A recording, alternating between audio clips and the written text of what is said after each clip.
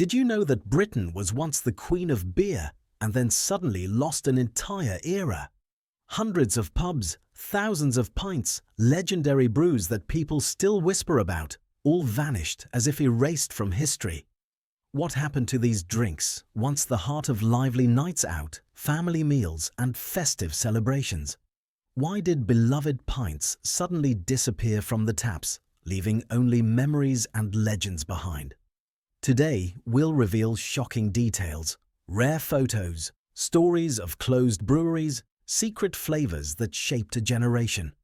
You'll see the beers that became symbols of a whole country and discover how they quietly left Britain forever. Watch until the end. I promise you'll learn details that even true beer lovers barely know. Over time, familiar beers started to disappear, replaced by new tastes and trends. People began seeking not just a familiar flavor, but character, individuality, something that made a pint stand out. Breweries closed, production processes changed, and the culture of pub nights slowly transformed.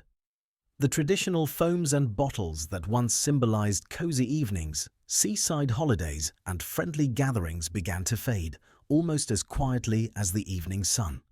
Each lost brew carried an entire era within it, memories of family dinners, celebrations, and smoky pubs filled with laughter and music. One of the symbols of that era was Watney's Red Barrel. You couldn't miss it. A bright red pump greeted every pub visitor. First brewed in the 1930s, it reached peak popularity in the 60s and 70s. It was a beer for everyone, from working men's clubs to seaside resorts. Pasteurized, consistent, smooth and soft, it felt like a small comfort in a glass. For many, it was the pint their father drank, or the one lined up on the bar before a night of dancing. But times change. In the early 70s, drinkers wanted character, something that stood apart from mass-produced beers. Red Barrel, once a symbol of convenience and reliability, fell out of fashion. By the end of the decade, it disappeared from shelves.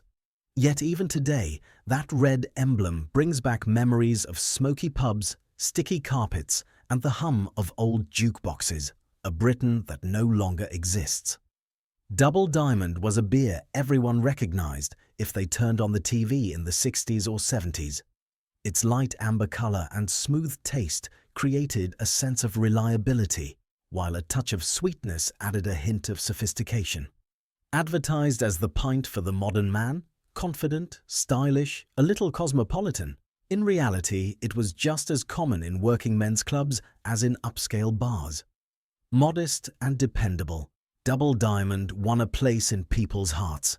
Its jingles played on TVs across the country, and the beer became almost a national symbol of everyday life and celebrations alike. But time moves on. By the 80s, stronger, more characterful beers took the spotlight. Double Diamond gradually faded, leaving only echoes of evenings spent with darts, jukeboxes, and the small joys of payday pints. Stone's Bitter was more than just a beer. It was part of Sheffield's identity. First brewed in 1948 at the Cannon Brewery, it quickly became a favorite of miners, steelworkers, and anyone earning their round. Golden, slightly dry, endlessly drinkable, it was a true working-class pint. By the 80s, Stone's Bitter remained one of Britain's most popular bitters. Everything changed, however, when production moved away from its hometown. The flavour locals had grown to love lost its depth. Sheffield never forgave it. By 2011, the original cask version had vanished completely. For the city, it wasn't just the end of a beer, it was the loss of a part of their culture and soul. In people's memories, it remained a symbol of community pubs, workday routines, and the little joys after a long shift. Whitbury Pale Ale never tried to stand out. It was quiet, reliable, and part of everyday life. A bottle hidden in your father's shed, a pint shared with neighbours after mowing the lawn, a drink served at weddings and Sunday lunches. Golden, crisp, lightly bitter. It stayed in the background, not demanding attention, but making moments complete and cozy. When drinking culture shifted in the 1980s, People wanted stronger lagers and more complex ales. Witbier Pale Ale quietly disappeared from shelves. Yet for those who remember its taste, its simplicity and reliability made it special, a symbol of comfort and gentle everyday pleasure. In Horsham, in southern Sussex, locals cherished King and Barnes Old Ale. Deep chestnut in colour with roasted malt notes and just a hint of sweetness, every pint felt like a small celebration. It was a beer to enjoy by the fire, slowly sipping alongside a hearty pie or after a long walk across the hills. Though King and Barnes never became a national brand, for locals it symbolised home and community. When the brewery was sold and closed in 2000, people felt a true loss, as if a piece of their familiar life had disappeared. Older patrons still remember it fondly because it was more than a drink. It created atmosphere, brought people together, and left memories of warm evenings and relaxed conversations.